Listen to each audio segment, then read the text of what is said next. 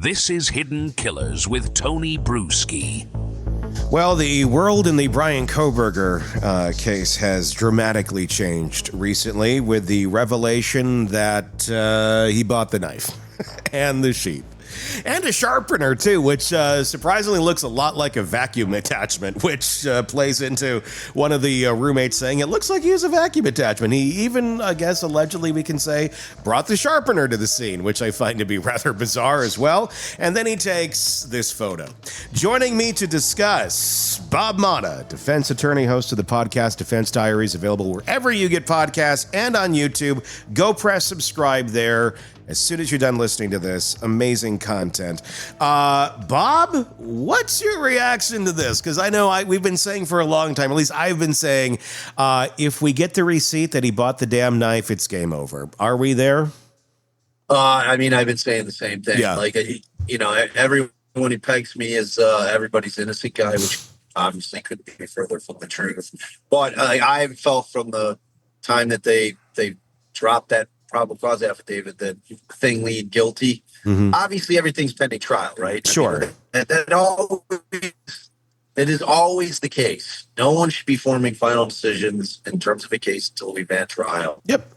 But before we get to question T, I wanna actually give a tip of the hat to Judge Hippler, Mm-hmm. because it was his order about 10 days, 2 weeks ago, wherein he said, "Look, I'm over everybody filing everything sealed." Yep.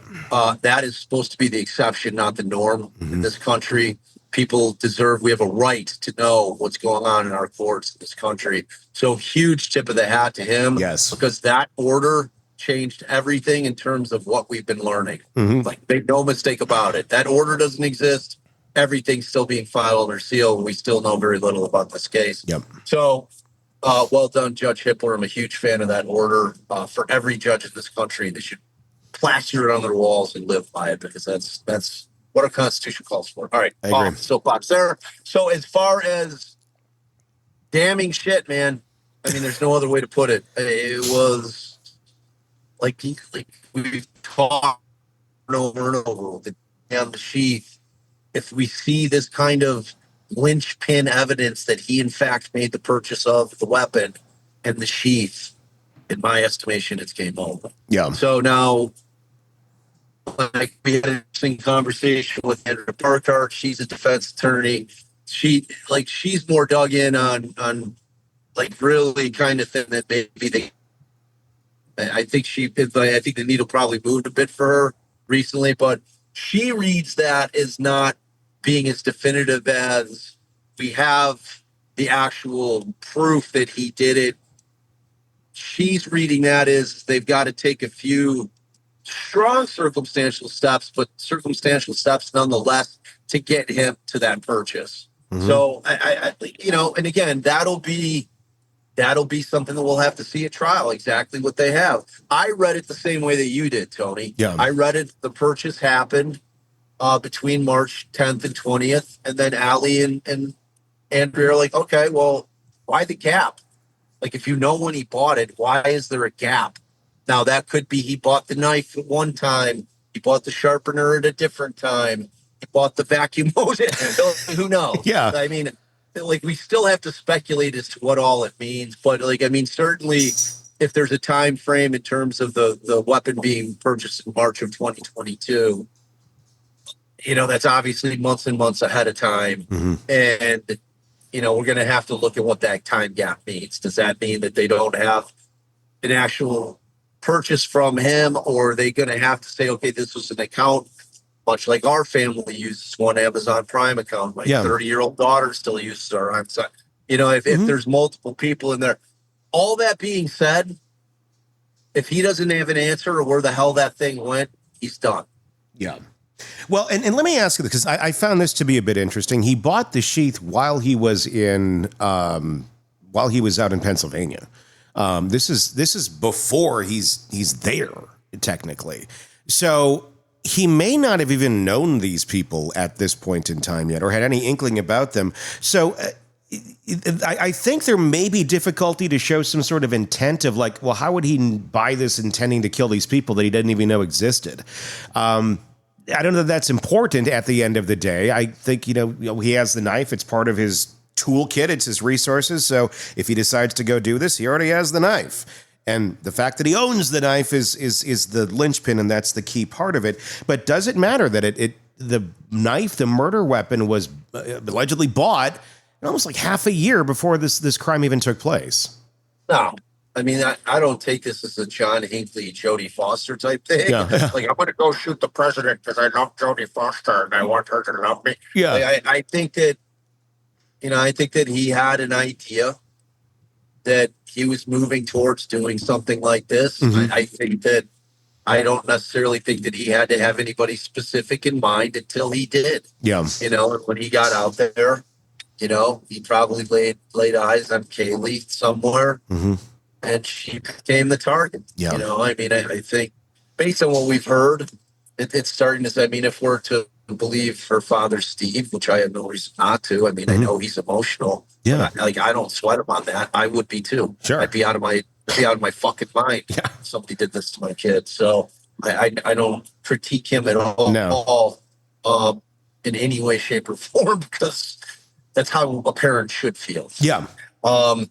So in terms of, just like kind of this concept that the defense might try to untether that knife to them because of the purchase price being so far in advance, I don't think that concept, if the defense tries to run up the flagpole, will resonate with the jury. Mm-hmm. I think that they're just going to think that this guy was just a guy that was building up to this, that this was something that was percolating, and that ultimately, unfortunately and sadly, one or multiple of the girls caught his eye and became his target. Because we're going to see it all in terms of like, and the really interesting thing is this concept. I was on with Anjanette Levy, and we had her on our channel the other night. Yeah, and she was going through.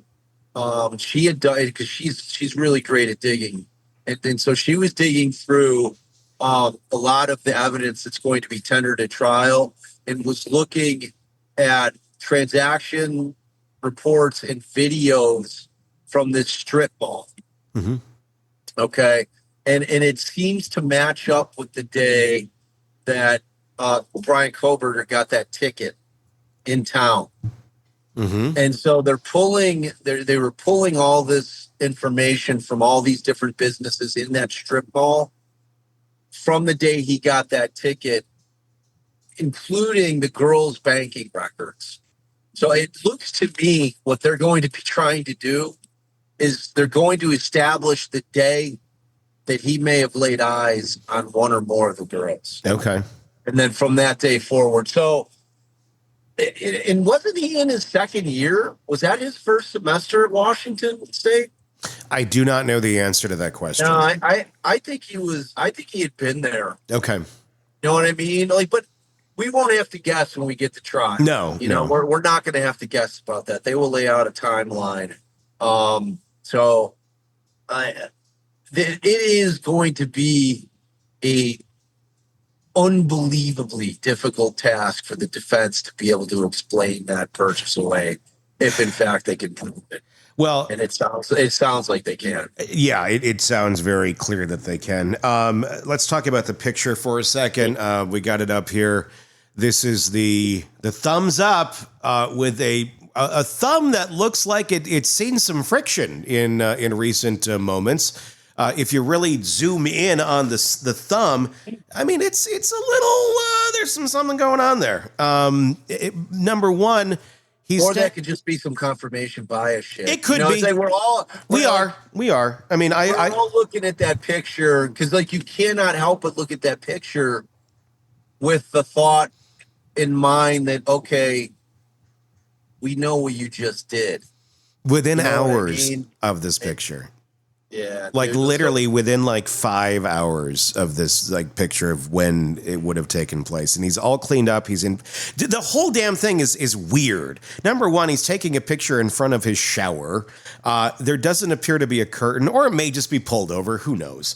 But he's doing the thumbs up. It's like, why? What is this? This is. You said off the air earlier.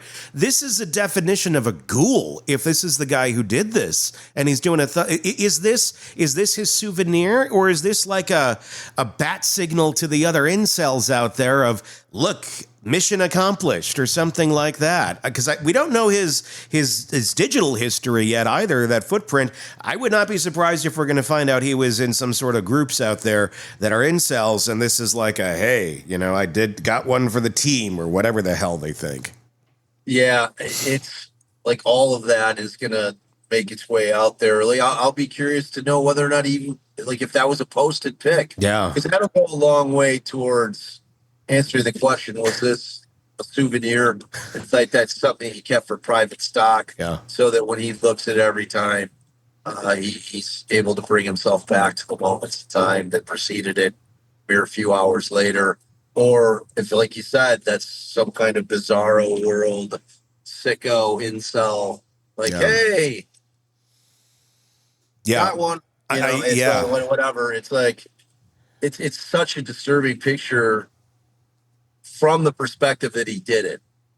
Now, if it turns out that he didn't do it, then it's just a normal kind of weird, why are you taking a thumbs up selfie in front of your shower? But, he's kind of a weird guy. Whatever, 9 a.m, looking pasty as shit. Yeah. Yeah. I mean, his coloring is one of the most haunting things to me about that entire picture. Like, it's the color of the tile. He does. He looks like devoid of blood. He looks vampirish to me. It's weird. Yeah. It's really a unsettling picture in a lot of different ways, primarily because we know what happened in that house, and it appears they have really, really strong evidence. I think if anything gets him the firing squad, it's this picture. Because if you're sitting there and you find him guilty and you're on that jury, and it's a death panel jury, so they have to be okay, and not opposed to it. If you need that little push to put you over the edge to go, yeah, this guy should die, that does it.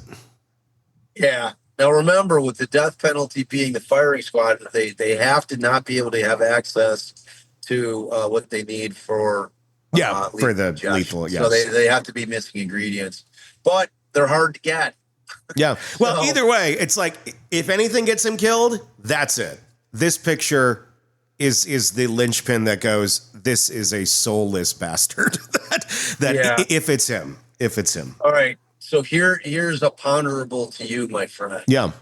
So if it turns out that they can't come up with the magic elixir for the lethal injection, and they decide they're going to firing squad him,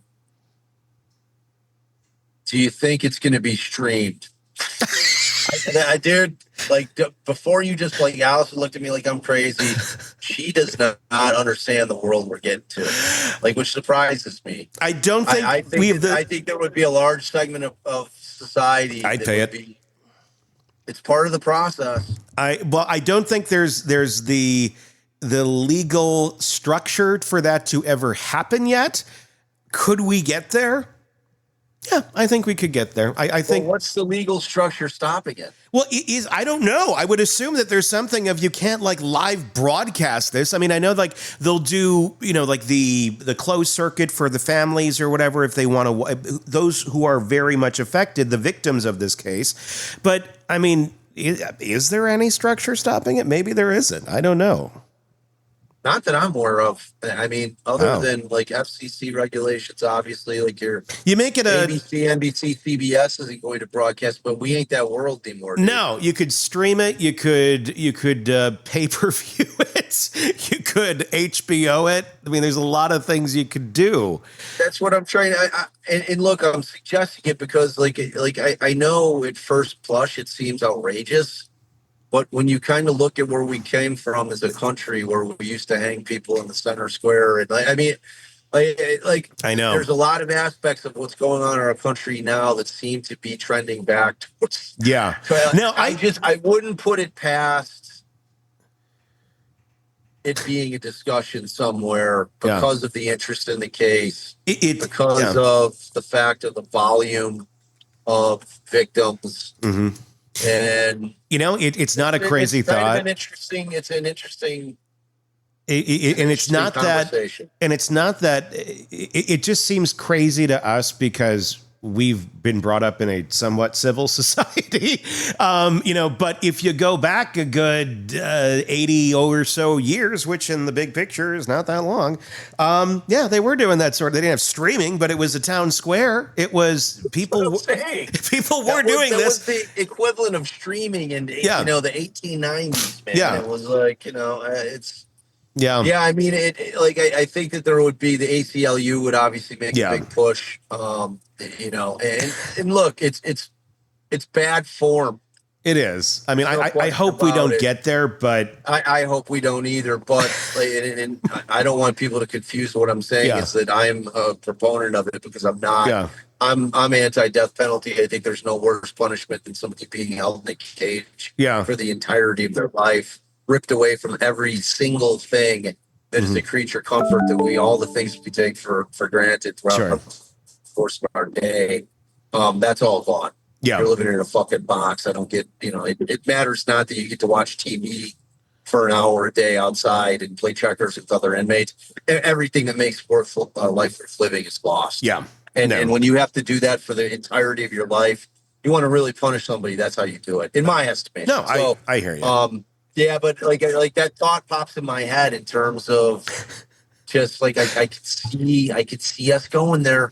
I could see a move for that thing to be streamed. I don't want it to happen. I cannot think of. Yeah. I don't want it to happen, but I could see myself buying in the history of the United States. Yeah. I don't want it to happen, but I could see myself going and saying, I'll buy it. I'll watch it. Having a party, like a fucking super morbid, disgusting, like fucking execution party. But it's like, it's weird. Like I know a perfect example is last year, Allie and I were at CrimeCon, and somebody got sentenced. It may have been Chad Daybell. Mm-hmm. And I think that like we were out on the floor of CrimeCon when that sentencing went down, when he was given the death penalty, and the entire con was cheering at the top of their lungs.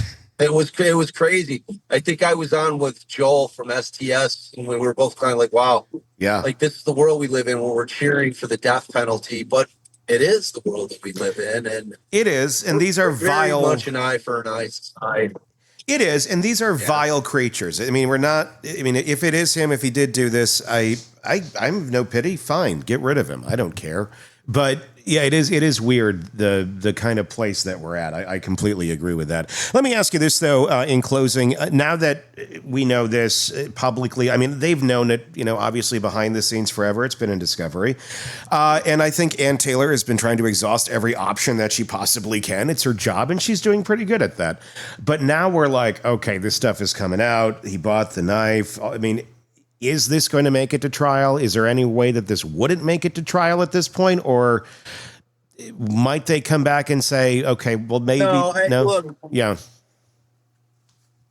No, I mean, Tony, you got to look at it. She's known all this. Yeah. She's like, none of this, it's only a surprise to us. Yeah. I mean, none of this is new to Ann Taylor. She's doing a phenomenal job. Yeah. She's a death penalty certified attorney. Yeah. She's doing her job with the utmost integrity. She's filing everything that needs to be filed in the case of this nature. She's a phenomenal attorney. Yeah. And she's got and the more that we're seeing, the more people should appreciate just how fucking hard this case is from a defense attorney's perspective. Sure. Like, people forget about that. People always it's like the respect level for defense attorneys is growing on a daily basis as we see these cases where people start to understand why we matter, why we're so important to the system. Kind of the more just corruption that comes out between, with cops, prosecutors, just understanding that they don't always get it right and that they just refuse to walk shit back, and that we have rights as citizens and that defense attorneys are the ones who protect it. So I think she's done a phenomenal job. Yeah. I think that she's protecting his rights, but as far as there is no there's absolutely no benefit to her not going to trial. Yeah. Or, and ultimately it's Bryan Kohberger's choice, not hers. Mm-hmm. Like she can of course advise him, but like they're seeking the death penalty. Yeah. There's zero chance that they're not going to try to go to trial on it. Yeah. You know what I mean? Like you got nothing to lose. I mean, would they were even if they took death penalty off and they're offering, you still have nothing to lose. True. I mean, do you see a world where they may throw that out there of saying, okay, death penalty off the table if you plead guilty and we can just end this now? Well, yeah, I mean, like the X factor in that is that you have to hope that Bryan Kohberger has the humanity to not put those parents through that fucking nightmare of a trial. Yeah. Like that's it. Like that, like, it all hinges on that one thing. Yeah. Because it's like, because if he's got the humanity to say, you know what, I've been sitting here now for 2 years and I've had an awful lot of time to think about this. I probably what I've done, and I feel that the way that I can do it, and Ann's going to be telling him, look, Bryan, like this is not magic tongue, silver tongue thing where I go in and we just win this case. They have a lot of damning. Like she knows everything that they have. Yeah. So she's having pragmatic conversations, maybe. With her client, depending on what his state of mind is. Yeah. And is he receptive? Or that's depending the on thing. whether or not he's willing to listen. Yeah. Yeah. Yeah. So it's but like that ultimately, whether or not this thing goes to trial depends on one person alone, and that's Bryan Kohberger. Yeah. And the only way you're convincing him to take a plea is if he actually feels like giving some grace. It's like the smallest form of grace that he has available to him, or actually probably the largest amount of grace he could give, is to not put those families through the torture of going through trial. And like obviously that does nothing in their minds, but at least he spares them that. And I think the answer to does he have humanity, if it's him, is answered in that picture. Exactly. Not holding my breath for humanity here at all. He was charming, handsome, a devoted husband, a doting father. When his wife died tragically in a freak accident, everyone pitied him. He played the role so well, grieving widower, devastated, single dad, just trying to put the pieces back together. But the thing about perfect men, they're usually hiding something. And this one was hiding everything.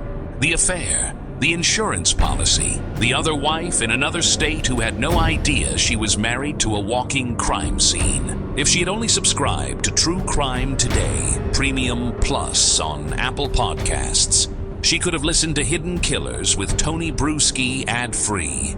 And before everyone else, she could have seen through the lies. She could have gotten out while she still had the chance. Instead, she's just another case we'll be covering next week. Don't be her. Subscribe now to True Crime Today Premium Plus on Apple Podcasts.